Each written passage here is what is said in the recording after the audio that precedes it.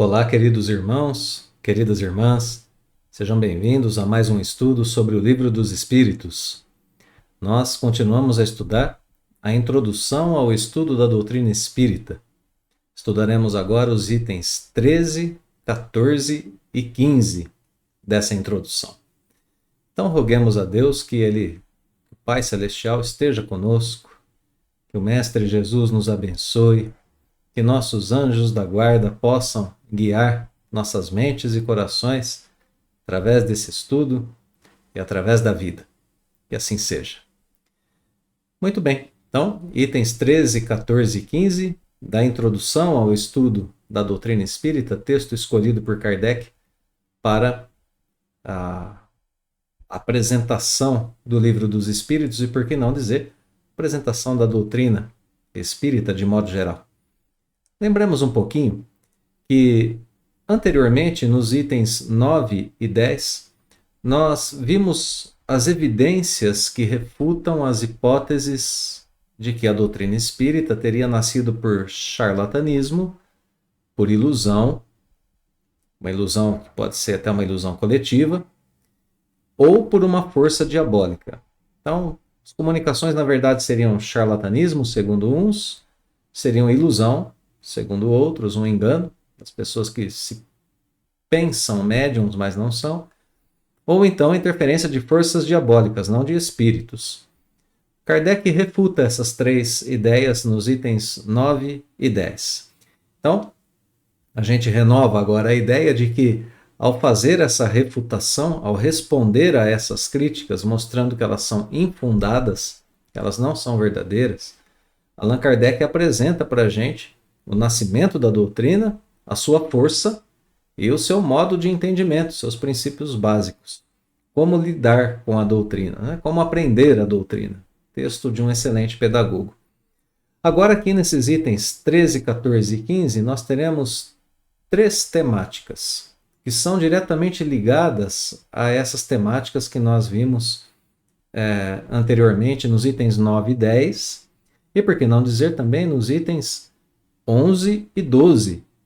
O item 11 falava de um problema que é decorrente, né? Um problema que, segundo alguns opositores, seria um fato que descreditaria a doutrina espírita, que é o seguinte problema: não, apenas pessoas famosas se apresentam para dar comunicações, apenas espíritos de personagens famosas. Kardec também refuta facilmente.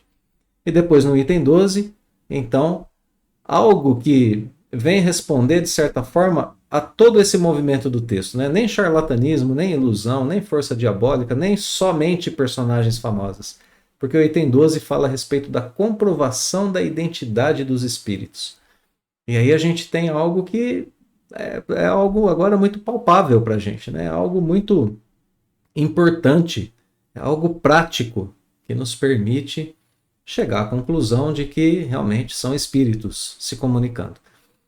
Muito bem, então, retomado esse movimento agora, né, de forma um pouco mais concisa, mais clara, a gente vai pensar nos temas dos itens 13, 14 e 15. Item 13 vai falar para a gente sobre uma possível divergência na linguagem dos espíritos. Então, a gente percebe que aqui decorre um pouquinho do item anterior, né? Comprova-se a identidade e agora a gente percebe que eles divergem na linguagem. Isso vai ser uma oposição. Algumas pessoas dirão, na época de Kardec, e alguns, mas até no dia de hoje, falar, são espíritos se comunicando, por que a linguagem entre eles é diferente? Outro problema, erros ortográficos, problemas de ortografia quando a mensagem vem escrita, é uma psicografia, como as que fazia Chico Xavier, por exemplo. Então, mais um problema, né? Os espíritos são espíritos mesmo? Eles estão errando questões de ortografia? Né? Perguntariam alguns. E a última, né, o item 15, o último do nosso estudo de hoje, um item que colocaria uma hipótese que Kardec também vai abordar. Ele não deixaria de responder a essas questões, né? A nenhuma questão que fosse colocada como impeditivo ou como oposição à doutrina espírita. Que é a seguinte questão: Algumas pessoas que estudaram o Espiritismo enlouqueceram. Conclusão que as pessoas tiram daí: o Espiritismo leva à loucura, o estudo do Espiritismo leva à loucura. Kardec responde também a essa questão. Então, são esses os 3 itens, e a gente percebe, né? Os 3 temas que a gente vai estudar, e a gente percebe aqui que os 2 primeiros têm uma ligação muito forte. A gente estuda o modo de comunicação dos espíritos conosco, linguagem, às vezes psicofonia, linguagem falada, às vezes ortografia, linguagem escrita. Então, o problema da linguagem, profundamente ligado, portanto, ao problema da identidade, né? Quando a gente se expressa de uma certa forma particular, inclusive aqui na Terra. Bom, e o terceiro tema, talvez um pouquinho mais desconexo desses 2, que é o tema da loucura, né? Que possível loucura daquele que estuda. Mas que a gente vai ver que tem uma certa ligação ali, porque a compreensão se a gente quer estabelecer uma ligação, a gente pode pensar, né? Que a compreensão a respeito dessa divergência na linguagem, dessa divergência na ortografia, a compreensão sobre o modo de se estabelecer a identidade dos espíritos, as mensagens que eles trazem, que tudo isso nos preservam da loucura, porque nos dão uma melhor visão a respeito da vida. E dessa forma a gente agora fez um resumo sobre aquilo que a gente vai abordar, né? Nesse estudo. Bom, a gente percebe agora, então, antes de entrarmos propriamente no texto, acho que a gente percebe, e é bom que a gente perceba, que a gente já superou aqui nessa introdução ao estudo da doutrina espírita um primeiro momento em que era necessário analisar a veracidade do fenômeno. Agora o codificador já não está falando mais se o fenômeno é real ou não. Ele não está mais aprofundando essa ideia. A gente já toma as comunicações como um fato. Os fenômenos espíritas como um fato. As comunicações entre os 2 planos da vida. Agora estamos em um plano mais sutil do estudo e da análise do espiritismo. Pois já estivemos trabalhando com a questão da identidade dos espíritos, aprendemos a considerar, inclusive, caráter, personalidade, intenção do espírito ao se comunicar, diferentes graus de conhecimento e de bondade. A gente está considerando todas essas coisas. E agora a gente vai analisar os modos de expressão desses espíritos, o modo pelos quais eles se expressam. Então, a gente já está num nível assim de muito mais sutil de análise da questão da comunicação. É bom que a gente perceba isso. A gente já está caminhando para um estudo mais profundo. E já estamos realizando, inclusive, alguns itens, né, anteriores, desde lá do item 9, 10, como a gente relembrou agora. Lembremos, o item anterior terminou com a ideia de que o sábio encontra em uma flor tesouros para o pensamento. Uma ideia belíssima no finalzinho do item anterior. Pois bem, vamos pensar no estudo de hoje sob essa ótica. Continuamos o nosso estudo analisando com Kardec 2 flores produzidas pela mediunidade. A da linguagem e a da ortografia dos espíritos. A linguagem falada e linguagem escrita, se assim o quisermos. Então são 2 flores produzidas pela mediunidade. Depois vamos analisar um possível problema atribuído ao estudo da doutrina espírita, um possível espinho que ocorre aí do estudo da doutrina.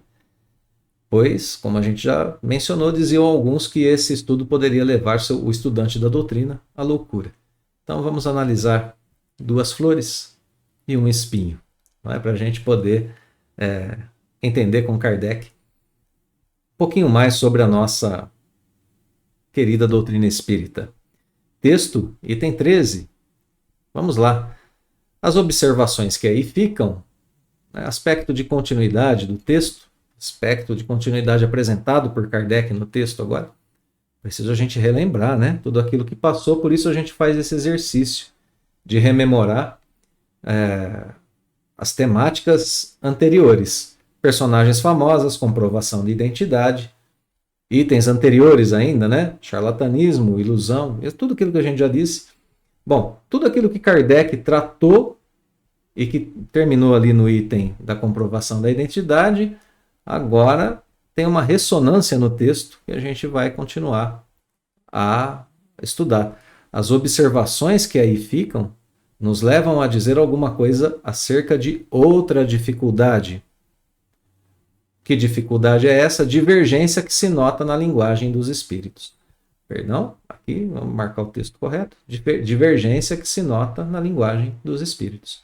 Linguagem divergente. Essa é a nova dificuldade. E aqui a gente vai explorar um pouquinho essa ideia da linguagem, né? Divergência na linguagem. Divergir é discordar. Um espírito diz uma coisa, outro espírito diz outra coisa. Então, esse é o tema. É isso que a gente vai estudar nesse item 13. Diferindo estes muito uns dos outros, estes quem? Os espíritos, né?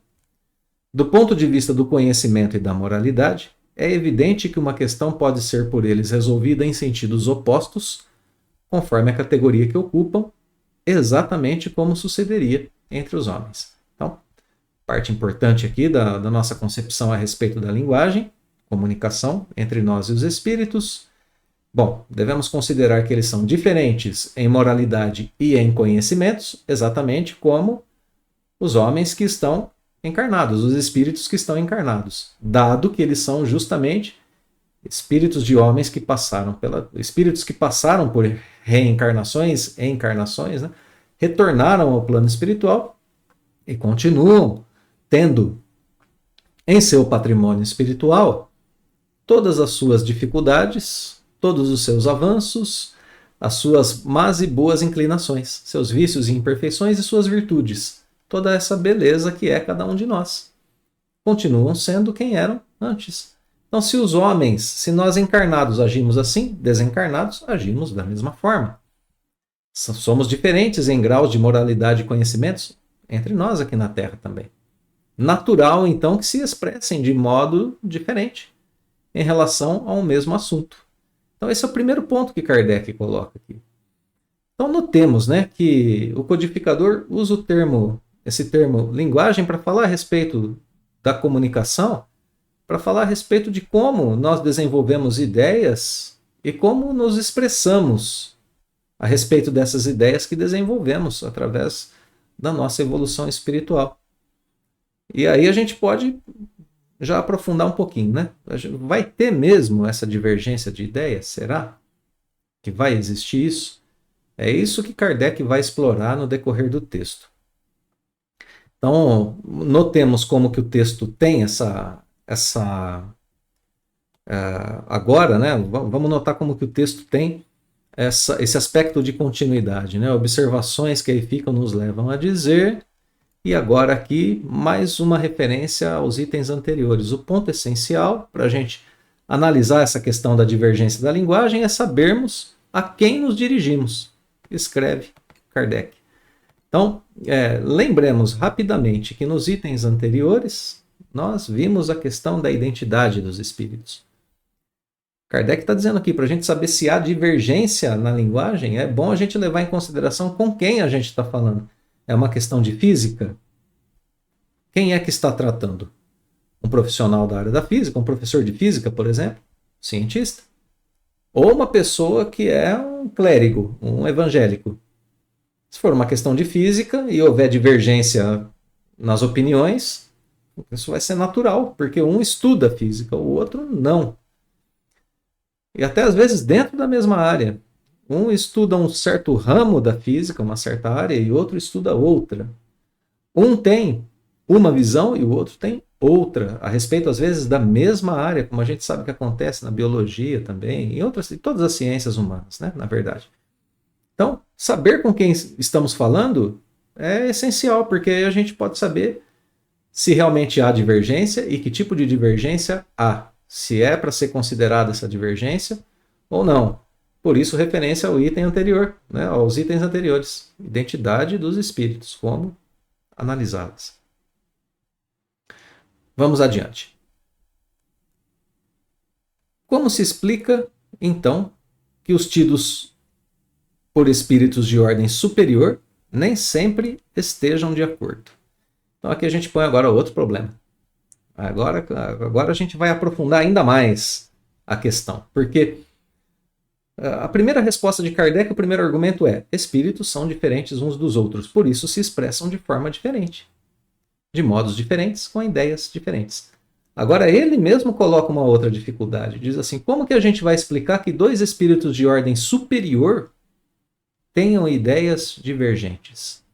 Ora, aqui agora a gente tem um problema um tanto mais profundo, porque quando a gente avançar no Livro dos Espíritos, nós veremos lá por volta das questões de número 100 até 113, ali 113, salvo engano, 114, 116, questões um pouquinho mais, da questão de número 100 em diante, a gente vai ver a escala espírita. Essa escala espírita apresenta os diferentes graus de evolução intelecto-moral entre os espíritos. E entre os espíritos superiores, a gente vai poder observar que Kardec atribui a eles algumas características essenciais que são a bondade, a sabedoria e a ciência. Então eles já conquistaram ciência, sabedoria e bondade. Bom, por que a gente está recordando isso? Como é que espíritos que conquistaram ciência, sabedoria e bondade podem ter ideias diferentes uns dos outros? Podem ter linguagens que divergem. Esse é um problema agora que a gente precisa aprofundar, estudar, para que a gente possa entender, né? E não ter aí o nosso ambiente teórico desmontado, né? Senão a gente corre o risco de falar: olha, não tem mais lógica esse ambiente teórico que a gente montou. Ele foi desmontado porque na prática, espíritos que têm um certo grau de evolução discordam uns dos outros. Portanto, tem algum erro, ou eles não têm o mesmo grau de evolução, ou montamos a doutrina de forma errada. Bom, alguma coisa errada aconteceu, né? Ou não são espíritos se comunicando, e assim por diante. A gente precisa pensar agora qual é o problema. Vamos lá. Argumentos de Kardec. Em primeiro lugar, vamos correr um pouquinho o texto aqui para ficar mais fácil. Argumentos de Kardec. Em primeiro lugar, diremos que, independentemente da causa que vimos de assinalar, que causa é essa? Os diferentes graus dos espíritos, né? As diferentes opiniões por causa de diferentes graus de conhecimento. Independente da causa que vimos de assinalar, outras há de molde a exercerem certa influência sobre a natureza das respostas. Abstração feita, inclusive, da probidade dos espíritos. Vou parar aqui mais um pouquinho o texto. Porque é preciso entender que aqui o texto está nos dizendo o seguinte. Então, ok, vamos analisar essa questão pura. Vamos esquecer que existem diferenças entre os espíritos e vamos também pensar que a gente não pode colocar em questão a probidade dos espíritos. Se são espíritos honestos, probos, se são realmente espíritos superiores. A gente não vai colocar nem isso em questão. Vamos colocar em questão o que está sendo posto. Espíritos superiores divergindo em relação à sua linguagem. Primeira coisa, a gente precisa lembrar que outras coisas exercem influência na natureza das respostas. Bom, o que pode exercer influência sobre a natureza das respostas?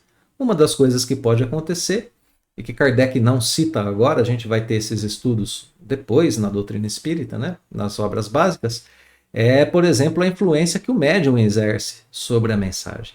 Sempre tem alguma coisa do médium na mensagem, uma interferência mediúnica. Sempre existe. Isso é aquilo que a gente chama de ruídos na comunicação.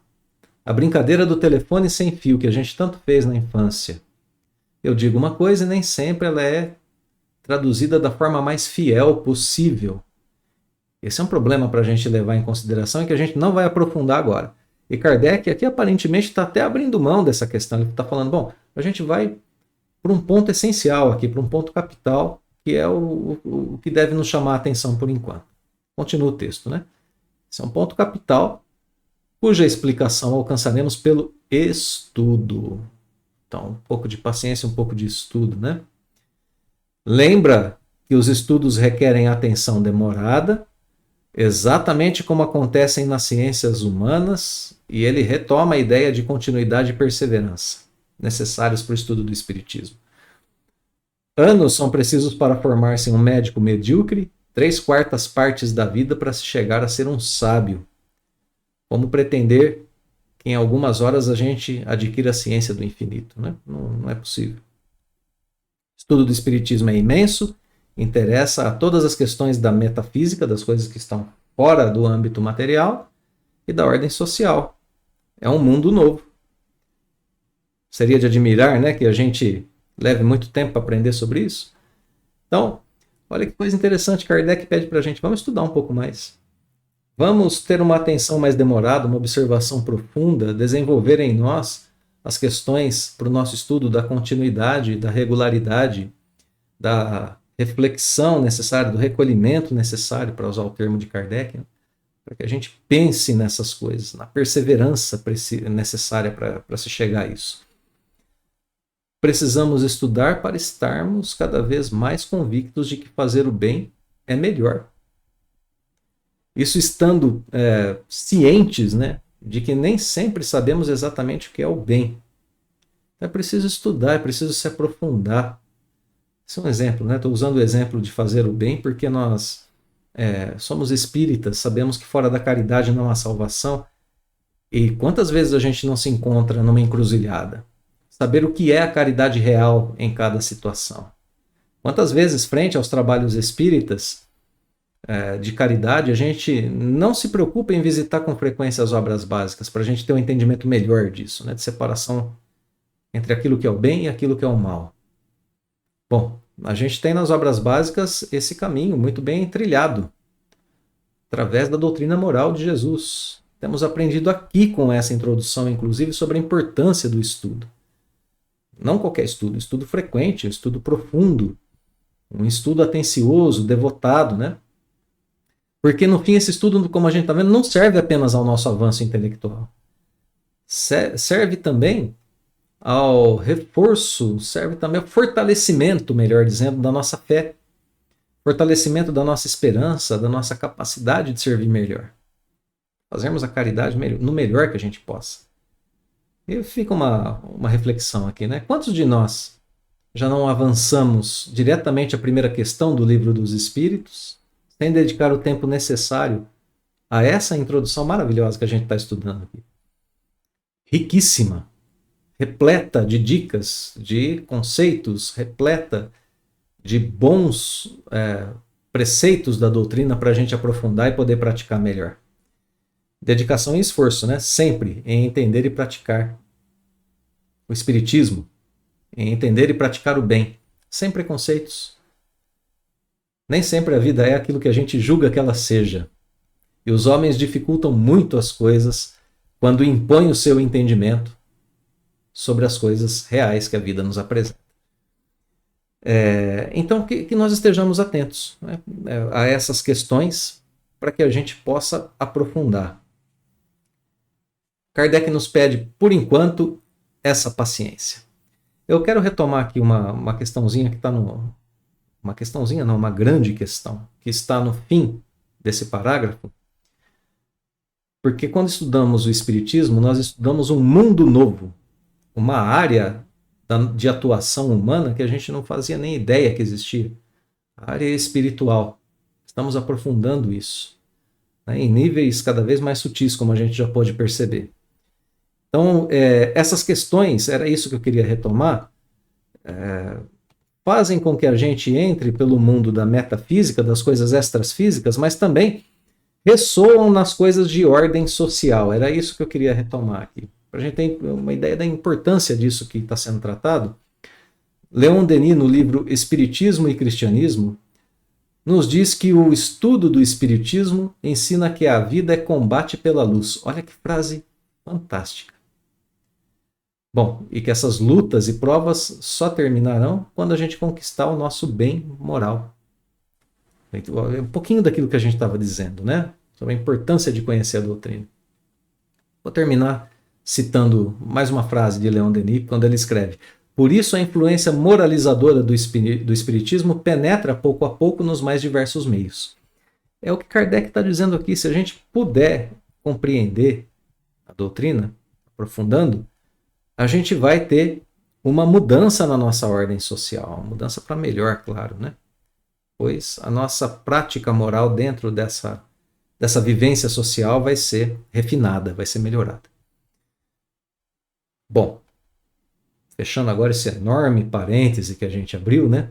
Vamos continuar na questão da divergência da linguagem, que é uma questão que permeia a nossa convivência, né? A gente precisa, entre os homens, entre nós, falarmos a mesma língua, termos a mesma ideia. Caridade, bem, fraternidade. Essa é a linguagem universal.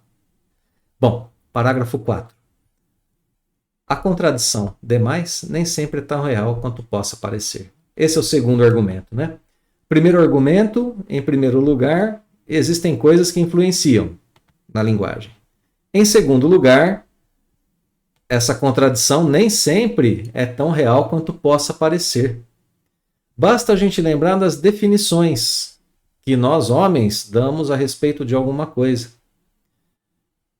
Quer empreguem termos diferentes, quer a encarem de pontos de vista diversos, embora seja sempre a mesma ideia fundamental. Olha aqui o que Kardec está dizendo para a gente.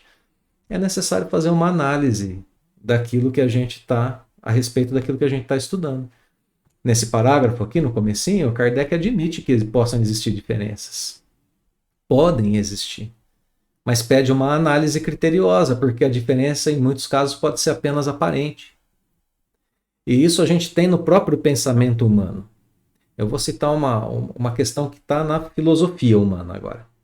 Nós temos um filósofo chamado Immanuel Kant.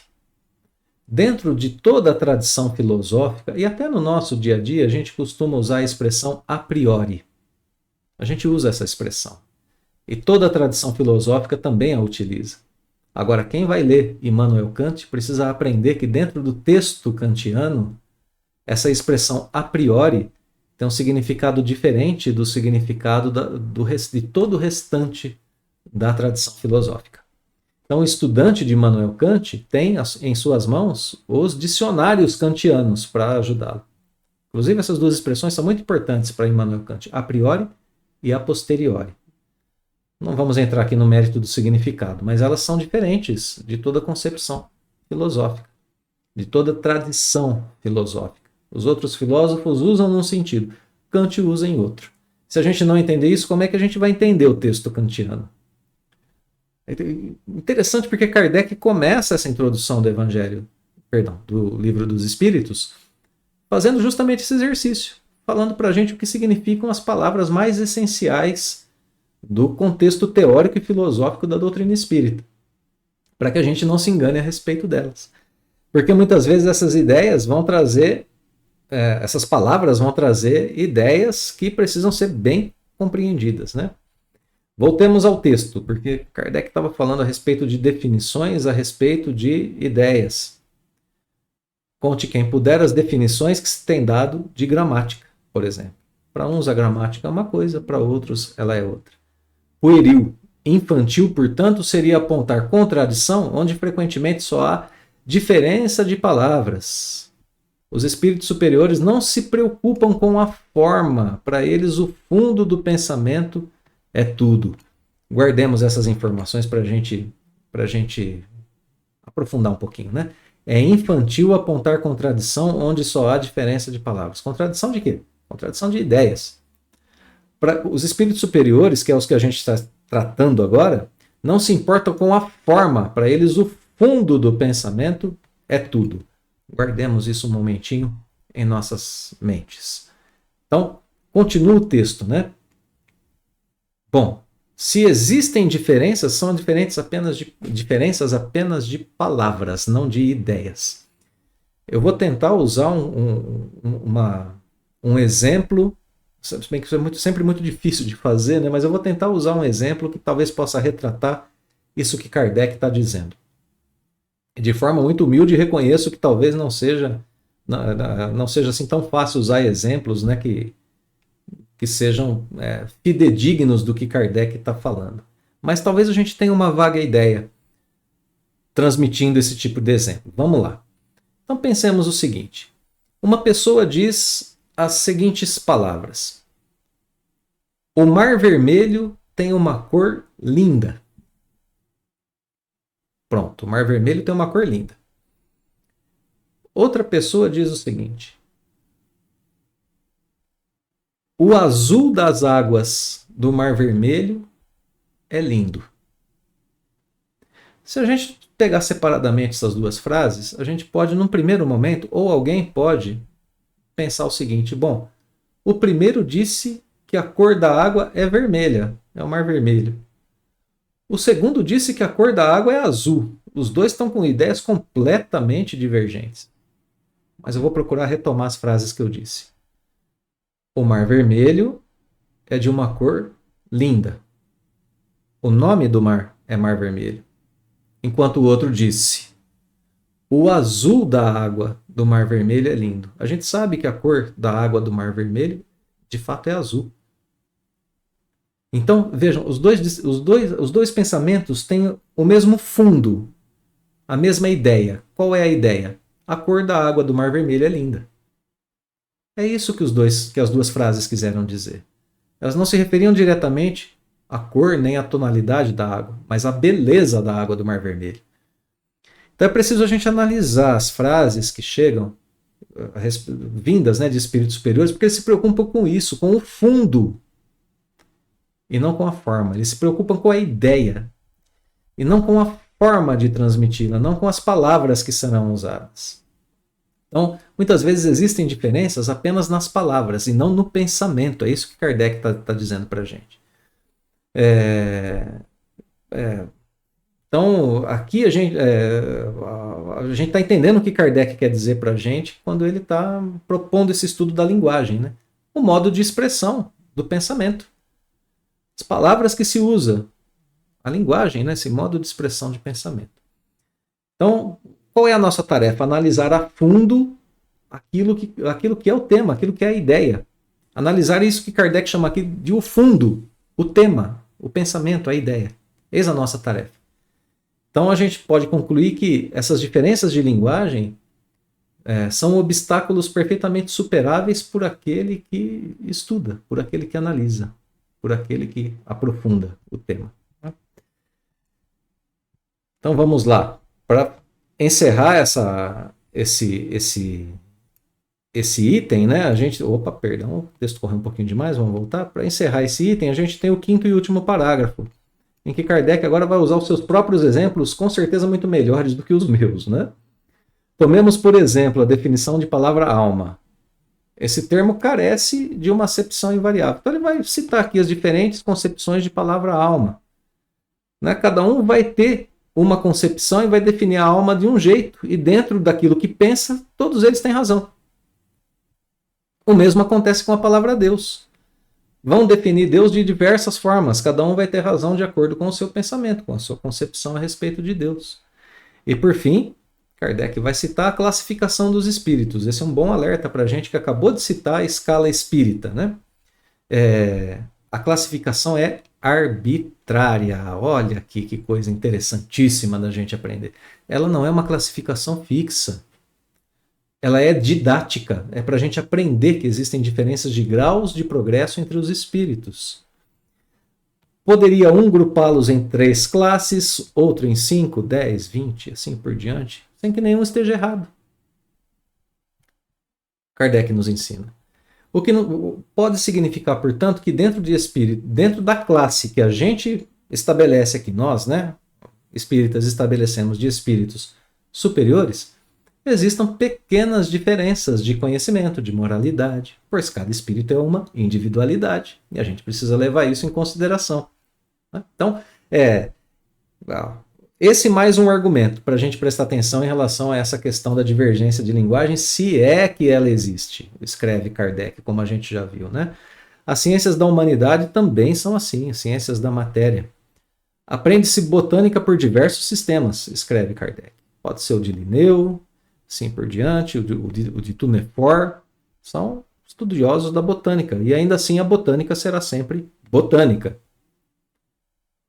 Último destaque do parágrafo. Deixemos, consequentemente, de emprestar a coisas de pura convenção mais importância do que elas realmente merecem.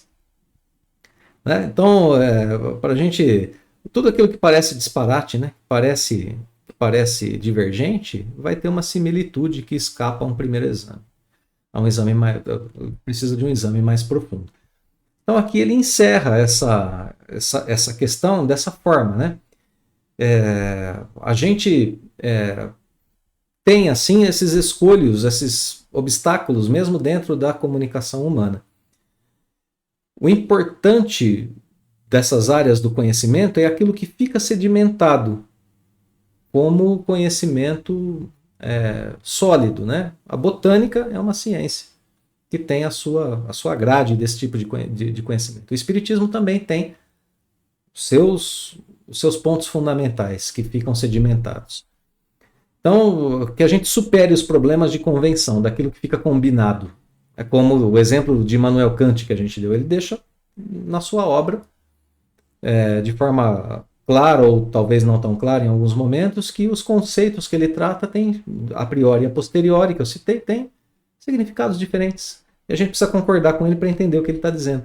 Então, que a gente supere esses problemas de convenção, esses problemas de concordância linguística são superados com facilidade quando a gente tem boa vontade e dedicação sincera à compreensão sobre aquilo que está sendo dito, né? Precisa um esforço das duas partes para que haja boa comunicação. Para nós espíritas, o que já está sedimentado e firmado como pedra de toque é Deus e o ensino moral de Jesus. Essa é a nossa pedra de toque. Pedra de toque, né? É aquilo que se compara. Se a gente tem uma linguagem, uma comunicação que a gente compara o ensino moral de Jesus e que não está legal, não está boa, a gente descarta.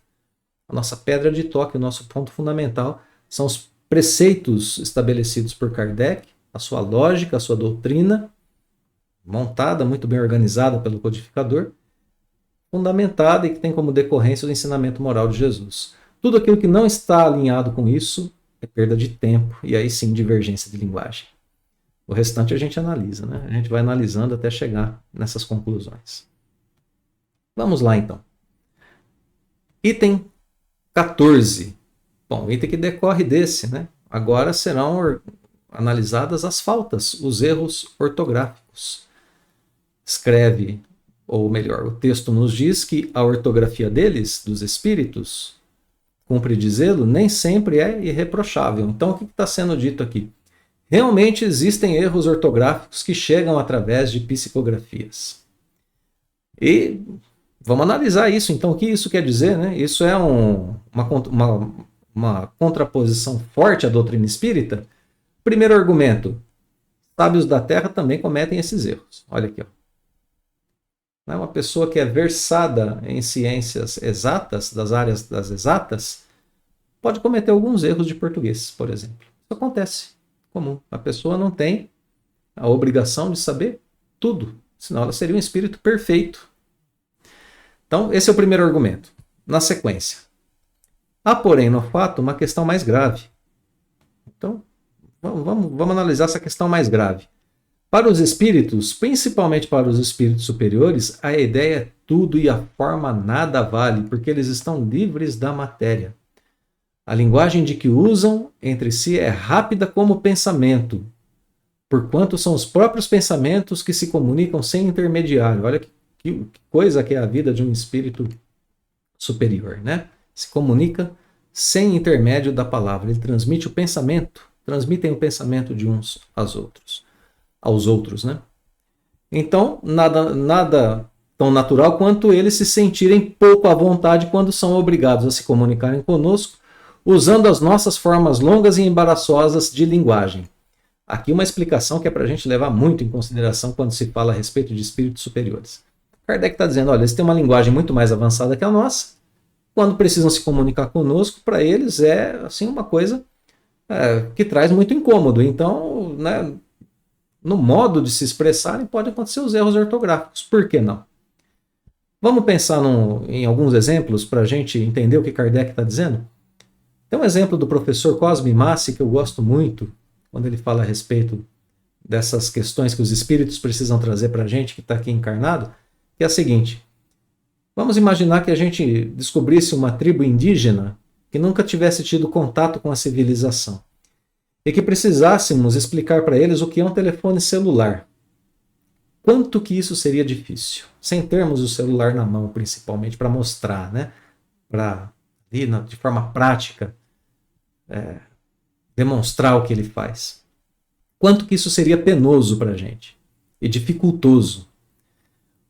Um outro exemplo que pode nos dar uma ideia de quanto é difícil a gente rebaixar a nossa forma de linguagem para se comunicar é o nosso próprio computador. A gente tem hoje uma interface, né, de comunicação com o computador, que é a plataforma Windows, por exemplo.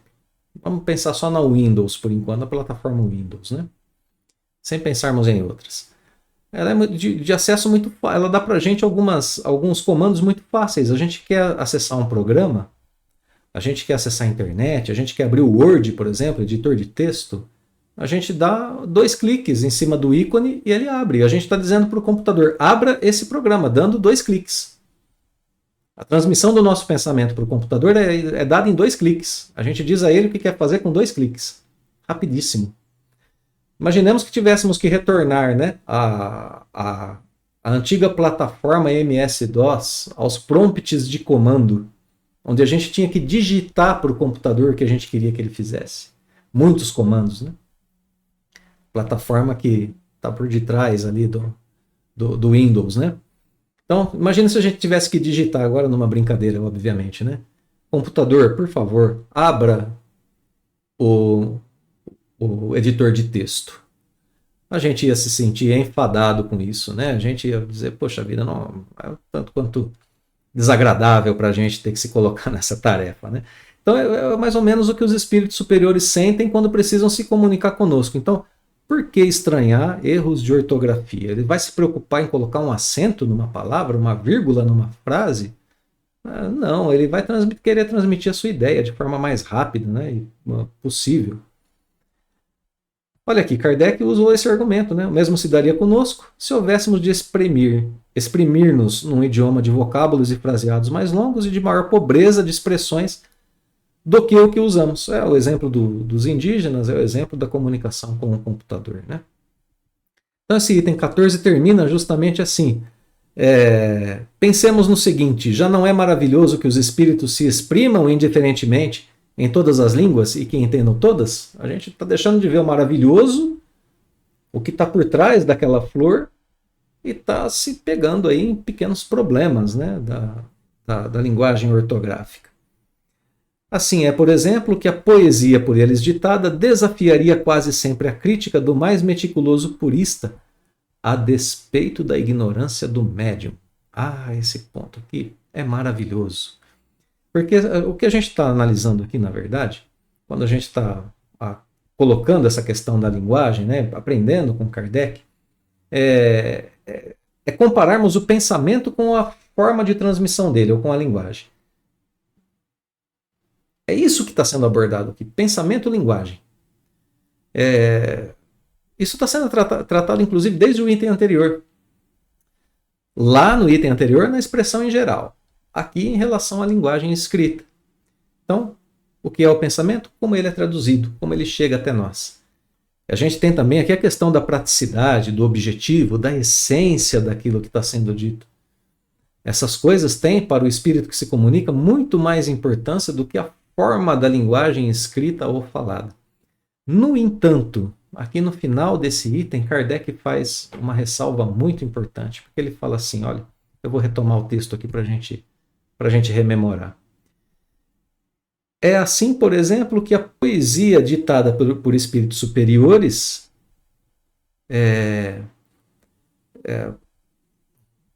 desafia quase sempre a crítica mais meticulosa. Uma pessoa que estude poesia vai encontrar uma boa poesia, um bom poema, quando os espíritos querem se manifestar dessa forma. Eles nem sempre usam esse recurso, mas quando usam com maestria. Tudo depende do objetivo. Se o objetivo deles for nos tocar através da arte, da linguagem escrita ou da linguagem falada, através de um poema, eles vão usar isso com maestria. Aí a gente não vai ter erro ortográfico, a gente não vai ter erro de métrica, de rítmica, tudo aquilo que envolve um bom poema. E eu trouxe agora um exemplo disso para a gente poder trabalhar essa flor da comunicação. Para a gente perceber como essa flor tem uma beleza profunda, tem lá a sua elaboração, tem tudo aquilo que a gente pode perceber numa flor terrena, né, que a gente já citou no nosso estudo anterior. E para trazer esse exemplo, eu vou fazer referência agora à obra Parnaso de Além Túmulo, psicografia de Francisco Cândido Xavier, nosso Chico Xavier, que traz ali poemas de diversos autores desencarnados, e eu vou citar agora, recitar, com minhas extremas limitações, o poema de Carmen Sinira, O Viajor e a Fé. Então, O Viajor e a Fé. Donde vens, viajor triste e cansado? Venho da terra estéril da ilusão. Que trazes? A miséria do pecado, de alma ferida e morto o coração. Ah, quem me dera a bênção da esperança! Quem me dera consolo à desventura! Mas a fé generosa, humilde e mansa, deu-lhe o braço e falou-lhe com doçura.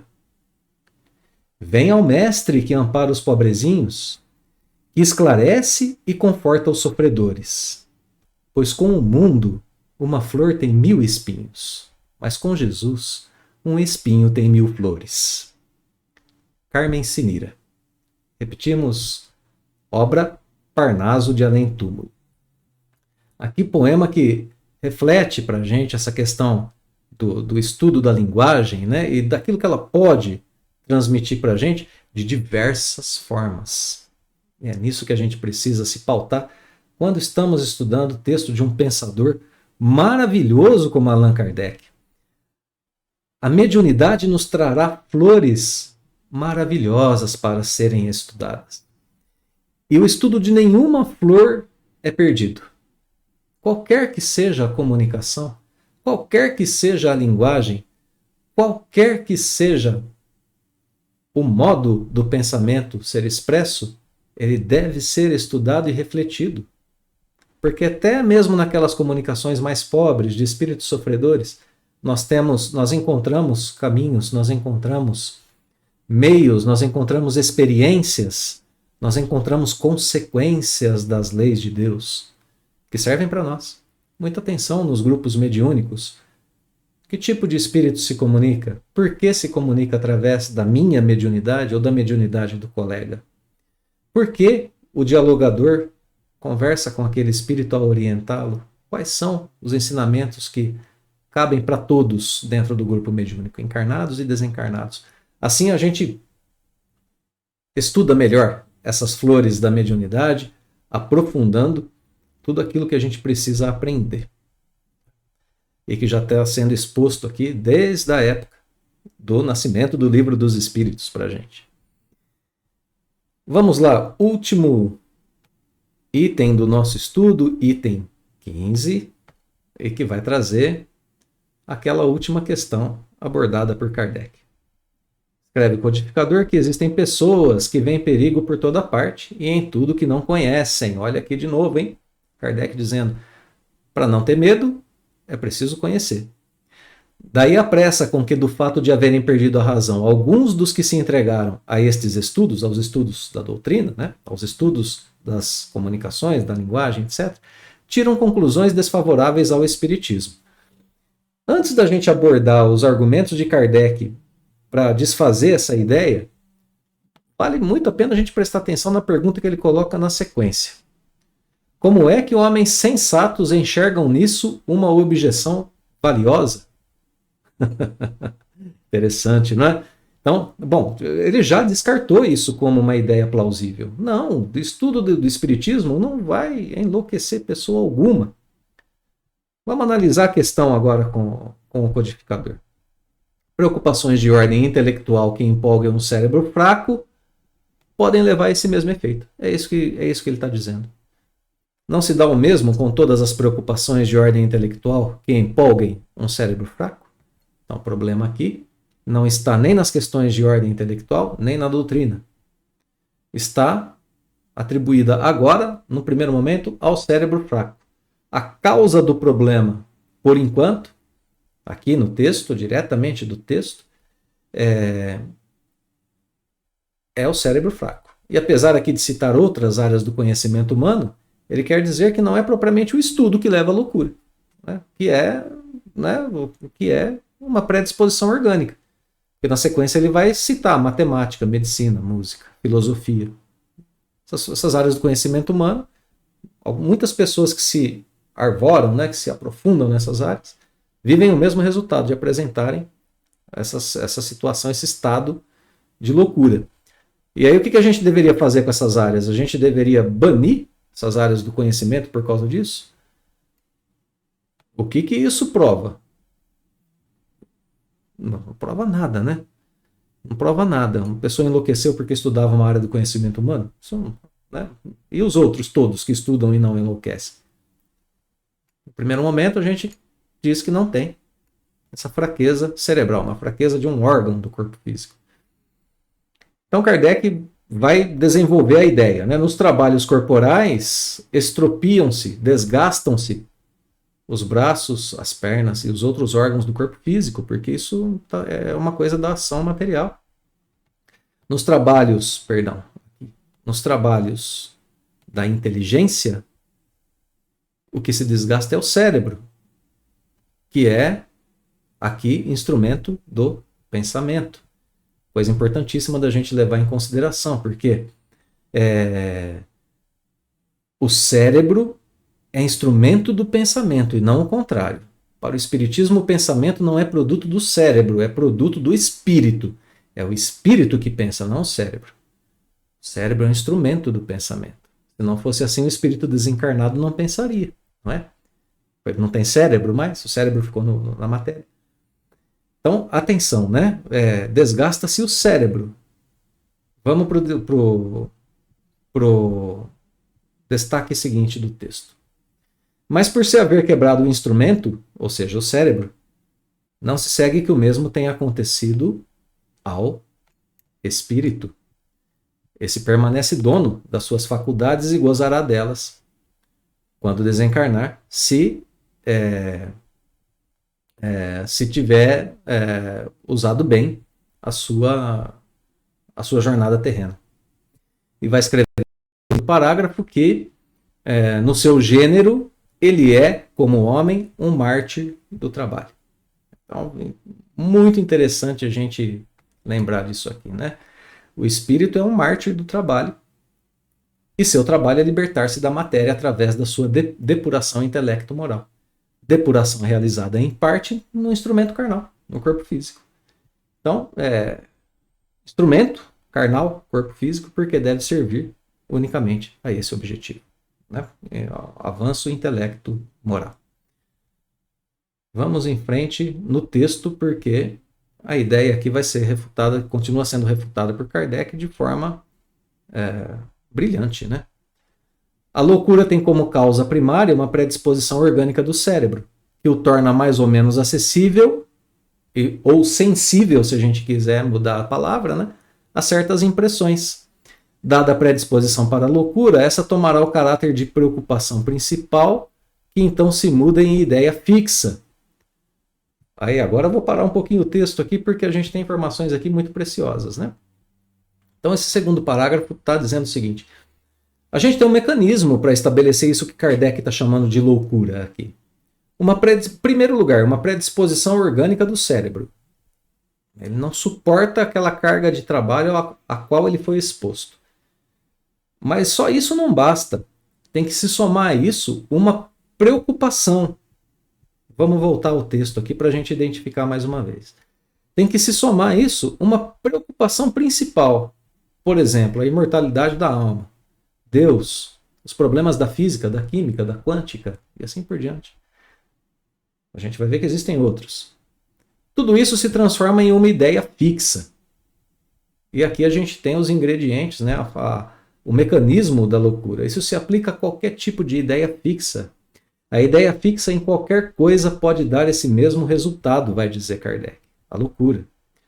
Que ideia pode ser essa? A ideia dos espíritos, de Deus, dos anjos, do diabo, da fortuna, do poder, uma arte, uma ciência, a maternidade, mães que enlouquecem por terem uma concepção da maternidade equivocada, exagerada, um sistema político ou social, religioso, assim por diante, né?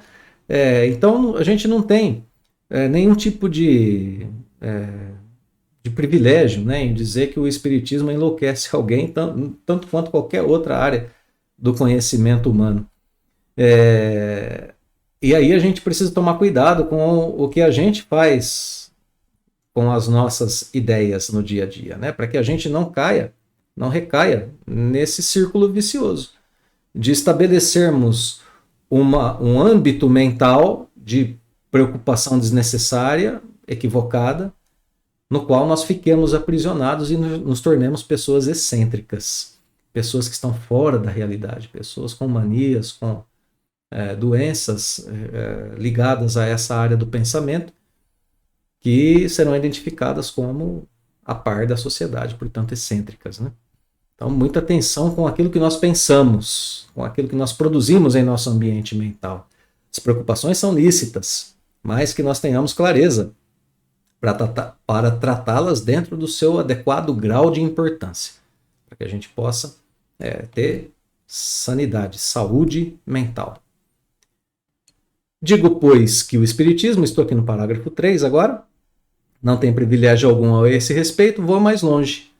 Digo que, bem compreendido, é um preservador contra a loucura. Outra vez, agora a gente tem uma surpresa agora, né? Não só o Espiritismo não causa loucura, como ele surge como uma prevenção, mas apenas se bem compreendido, diz o codificador. E para a gente encerrar o nosso estudo de hoje, a gente ainda tem 2 parágrafos, né, na sequência, mas eu vou pedir licença a vocês para ler esse parágrafo, que tem muita ressonância na ideia do texto que a gente leu do Leon Denis agora há pouco, tem muita ressonância no poema que lemos agora há pouco, e que agora descreve de forma aqui mais direta o porquê que o Espiritismo nos preserva da loucura, quando bem compreendido. Entre as causas mais comuns de sobreexcitação cerebral devem contar-se as decepções, os infortúnios, as afeições contrariadas, que ao mesmo tempo são as causas mais frequentes de suicídio. Fica aqui um pequeno parêntese. A gente tem um item dentro do capítulo 5 do Evangelho segundo o Espiritismo, que tem o título o suicídio e a loucura, ou a loucura e o suicídio. É um item que trata justamente sobre essas duas coisas e que vai ao encontro, né, com isso que Kardec está dizendo, explorando mais, aprofundando mais esse conhecimento. Pode ficar para a gente como leitura do nosso Evangelho no Lar, como reflexão para mais tarde, depois do nosso estudo. Então, aqui o Espiritismo aparece como prevenção tanto para o suicídio quanto para a loucura. Suicídio e a loucura. Item do Evangelho segundo o Espiritismo, capítulo 5, repito. Como isso funciona? Ora, texto, né? Parágrafo. Mais uma vez aqui. Destaque. Ora, o verdadeiro espírita vê as coisas deste mundo de um ponto de vista tão elevado. Elas lhe parecem tão pequenas, tão mesquinhas, a par do futuro que o aguarda. A vida se lhe mostra tão curta, tão fugaz, que aos seus olhos as tribulações não passam de incidentes desagradáveis no curso de uma viagem. O que em outro produziria violenta emoção, mediocremente o afeta. Demais, ele sabe que as amarguras da vida são provas úteis ao seu adiantamento. Se a sofrer sem murmurar, porque será recompensado na medida da coragem com que as houver suportado. Suas convicções lhe dão, assim, uma resignação que o preserva do desespero e, por conseguinte, de uma causa permanente de loucura e suicídio. Conhece também, pelo espetáculo que as comunicações com os espíritos lhe proporcionam, qual a sorte dos que voluntariamente abreviam seus dias, e esse quadro é bem de molde a fazê-lo refletir, tanto que a cifra muito considerável já acende o número dos que foram detidos em meio deste declive funesto. Esse parágrafo está querendo dizer, né, que o O Espiritismo mostra as consequências para aqueles que se suicidam, para aqueles que cometem o suicídio. Por isso é que pessoas que estudam a doutrina têm reconsiderado e não têm cometido esse ato. Este é um dos resultados do Espiritismo. Riam quanto queiram os incrédulos. Desejo-lhes as consolações que ele prodigaliza a todos os que se hão dado ao trabalho de lhe sondar as misteriosas profundezas. Maravilhoso parágrafo, né? Por que o Espiritismo é preventivo para o suicídio e para a loucura? Porque ele dá outro ponto de vista para a nossa existência, transformando o nosso meio de vida, o nosso âmbito moral, fazendo a gente progredir intelectual e moralmente, escolher fazer o bem com conhecimento de causa, como já dissemos, escolher fazer bem o bem. Então a gente tem aqui as causas para o suicídio e para a loucura ainda fortes, muito presentes nos dias atuais, as preocupações, as aflições, tudo aquilo que foi citado lá. E a visão que a doutrina espírita oferece a respeito da vida é um poderoso preventivo para essa atitude do suicídio. Muito bem, último parágrafo do texto que a gente tratou hoje, último item. Cumpre também colocar entre as causas da loucura o pavor, sendo que o diabo já desequilibrou mais de um cérebro. Aqui Kardec vai abordar uma questão espetacular para a gente. Muita gente tem medo da doutrina espírita, tem medo de se comunicar com espíritos, tem medo de estudar o espiritismo. Kardec está dizendo aqui, muitas vezes a causa da loucura é o pavor, o medo. Quantas vítimas, né, têm tido suas imaginações abaladas pelo medo? E aí Kardec vai fazer uma referência às religiões, né, que tentam controlar as pessoas pelo medo. O diabo, dizem, só mete medo a crianças. É como o bicho-papão e o lobisomem. E uma constatação depois, né? Quando, porém, essas pessoas, essas crianças deixam de ter medo, crescem, estão muitas vezes piores do que eram antes. Bem frágil seria a religião se, por não infundir terror, medo, sua força pudesse ficar comprometida. Então, medo, muitas vezes, é causa de loucura, mas não causa de educação e nem de reforma moral. A educação e a reforma moral, defende Kardec aqui, vem através do conhecimento, da clareza, de uma visão mais profunda da vida, da descoberta de novos horizontes. Então, sem medo nenhum, nos entreguemos ao estudo, à compreensão das instâncias mais profundas da nossa existência. Que o Espiritismo combate o medo da vida e o medo de viver, o medo da vida real, da vida espiritual, transformando inclusive a morte em uma passagem um tanto mais tranquila para todos nós, sendo a nossa passagem ou a de entes queridos. Então a doutrina espírita nos dá uma nova visão da vida. A doutrina espírita nos oferece novos horizontes. Estejamos atentos a esses novos horizontes, né? A doutrina espírita, enquanto religião, se a gente quiser pensar assim, o seu aspecto religioso, tem elementos de educação maravilhosos, elementos de progresso maravilhosos para a gente estudar, para a gente progredir. Porque na visão estreita que a gente tem da vida hoje, uma vida extremamente imediatista e materialista, será que a gente já não vive um pouco num certo contexto de sobreexcitação mental, né? Como disse Kardec, de ideia fixa a respeito das coisas materiais que nos fazem agredir outras pessoas por causa de dinheiro, de poder, de posição, de posição social, de status, né? Por causa do orgulho ferido, por causa do egoísmo. Por causa disso, destruímos o nosso ambiente, o planeta em que vivemos. Prejudicamos outras pessoas. Não seria isso a verdadeira loucura? Uma instância, um degrau da loucura, né? Falta de visão do que é a vida. O Espiritismo, ao nos ensinar a realidade e a utilidade do plano material, nos ensina também, nos ajuda a transpor, a vencer esses problemas. Esse valor, a doutrina, assim, né, nos ensina o real valor do plano material, do plano corpóreo. E esse valor está intimamente ligado ao desenvolvimento de nossa capacidade de aprender a dividir e a servir. Exatamente o contrário do quadro que a gente observa hoje no planeta Terra. Ora, pensemos um pouquinho.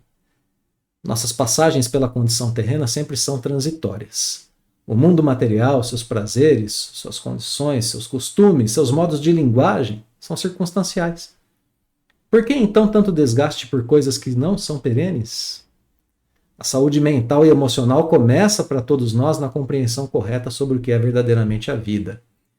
E uma parte disso, Kardec está desvendando para nós, nos ajudando a desvendar, na comunicação com os espíritos, para que a gente possa ascender, transcender o nosso corpo, transcender nossas ideias, nossos preconceitos, crescer, evoluir.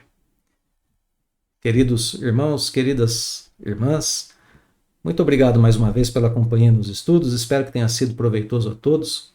Eu deixo o agradecimento pelos comentários generosos e carinhosos que temos tido aqui em nossos vídeos e deixamos o convite para o nosso encontro na próxima semana. Estamos aí terminando, né, a introdução ao estudo da doutrina espírita. Então, nos vemos em breve. Um abraço fraterno, que Deus nos abençoe a todos e até logo mais.